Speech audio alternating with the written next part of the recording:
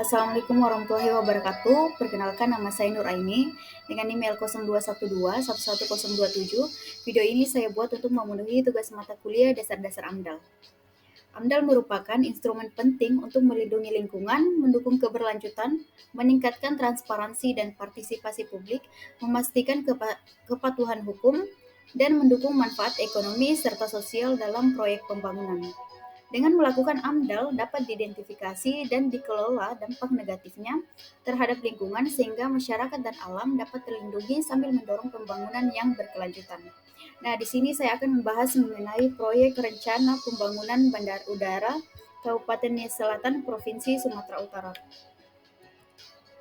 Adapun latar belakang dari proyek ini, yaitu penerapan analisis mengenai dampak lingkungan atau AMDAL telah diterapkan dalam rencana pembangunan bandara udara di Kabupaten Nias Selatan, Aceh, pasca bencana gempa dan tsunami. Untuk melaksanakan AMDAL, sebuah tim teknis AMDAL khusus telah dibentuk. Proyek ini merupakan bagian dari upaya rehabilitasi dan rekonstruksi di wilayah Aceh dan Nias yang dipimpin oleh Badan Pelaksana Rehabilitasi dan Rekonstruksi NAT Nias.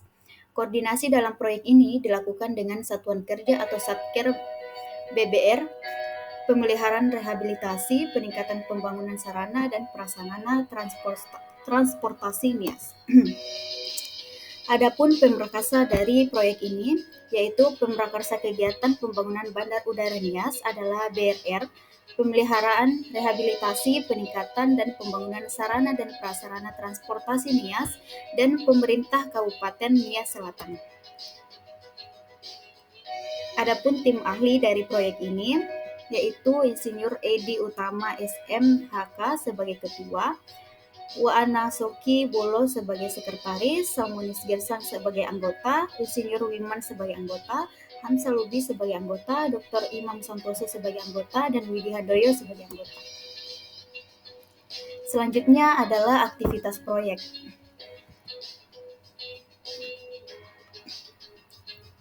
Rencana kegiatan pembangunan bandar udara di Nias Selatan meliputi 3 tahap, yaitu prakonstruksi, konstruksi, dan pasca konstruksi. Yang pertama yaitu ada tahap prakonstruksi yang meliputi yang pertama itu adalah perencanaan awal. Tahap ini melibatkan perencanaan awal proyek termasuk analisis kebutuhan, pemilihan lokasi, studi kelayakan, dan persiapan perizinan. Yang kedua ada pengadaan lahan. Nah, langkah ini mencakup akuisisi lahan yang diperlukan untuk pembangunan bandara.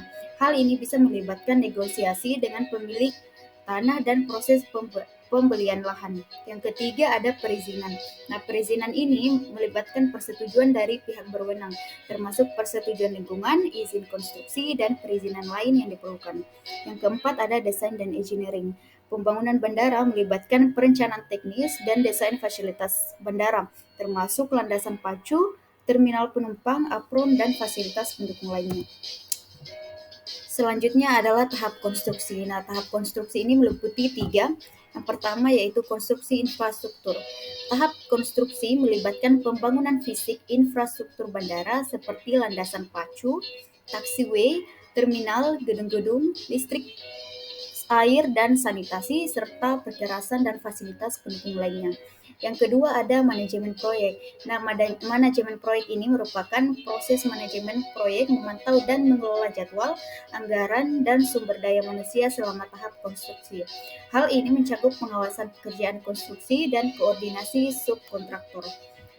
Yang ketiga ada keselamatan dan kualitas. Keselamatan konstruksi adalah prioritas utama dan produser keselamatan harus diterapkan selama tahap konstruksi. Pengendalian kualitas juga diterapkan untuk memastikan bahwa konstruksi memenuhi standar yang ditetapkan. Selanjutnya adalah pasca konstruksi. Yang pertama, uji coba dan sertifikasi. Setelah konstruksi selesai, fasilitas bandara akan diuji coba dan dievaluasi. Hal ini termasuk uji landasan, pacu, uji sistem keamanan, dan pengujian lainnya. Setelah berhasil, bandara akan disertifikasi oleh otoritas penerbangan. Yang kedua ada operasionalisasi. Nah, setelah mendapatkan sertifikasi, bandara akan dibuka untuk operasional. Hal ini melibatkan perekrutan dan pelatihan personel bandara, pengaturan jadwal penerbangan, serta memastikan semua sistem dan layanan berjalan dengan baik. Yang ketiga ada pemeliharaan dan pengembangan. Perlu ada rencana pemeliharaan rutin dan pengembangan fasilitas jika diperlukan. Hal ini melibatkan pemeliharaan landasan pacu, terminal, dan peralatan bandara, serta perluasan atau peningkatan jika diperlukan untuk mengakomodasi pertumbuhan. Yang keempat ada pengawasan dampak lingkungan. Selama tahap pasca konstruksi, pengawasan dampak lingkungan perlu dilakukan untuk memastikan kepatuhan dengan persyaratan AMDAL dan langkah-langkah mitigasi yang ditetapkan. Nah, pembangunan bandara udara ini meliputi pembangunan airstrip, sarana dan prasarana bandar udara, dan pembangunan jalan menuju bandar udara. Selanjutnya adalah dampak penting dari proyek ini. Yang pertama ada pengembangan ekonomi. Bandar udara dapat menjadi pendorong utama dalam pengembangan ekonomi regional. Dengan adanya aksesibilitas yang lebih baik, bandar udara membuka peluang investasi baru, perdagangan, dan sektor wisata. Ini dapat membantu dalam penciptaan lapangan kerja dan pertumbuhan ekonomi di wilayah tersebut. Yang kedua ada konektivitas dan aksesibilitas. Pembangunan bandara akan meningkatkan konektivitas dan aksesibilitas ke wilayah tersebut. Hal ini dapat membantu dalam meningkatkan mobilitas penduduk, transportasi barang, serta akses ke layanan penting seperti kesehatan dan pendidikan. Selanjutnya adalah peningkatan pariwisata. Ketersediaan bandar udara dapat meningkatkan pariwisata di daerah tersebut. Nia Selatan ini memiliki potensi wisata yang signifikan dan bandara dapat menjadi sarana untuk menarik lebih banyak wisatawan, yang pada gilirannya dapat memberikan manfaat ekonomi dan sosial bagi komunitas setempat. Yang keempat ada dampak lingkungan. Nah, pembangunan bandara juga dapat memiliki dampak lingkungan termasuk perubahan pada ekosistem setempat, kehidupan satwa liar. Oleh karena itu, penting untuk memperhatikan dan mengurangi dampak lingkungan yang mungkin terjadi selama dan setelah konstruksi di bandara. Yang terakhir yaitu sosial dan budaya. Pembangunan bandara juga dapat mempengaruhi struktur sosial dan budaya di wilayah tersebut. Kedatangan orang baru, perubahan dalam pola kehidupan sehari-hari, dan integrasi ke dalam pasar global dapat memiliki implikasi sosial dan budaya yang diperhatikan. Sekian dan terima kasih. Wassalamualaikum warahmatullahi wabarakatuh.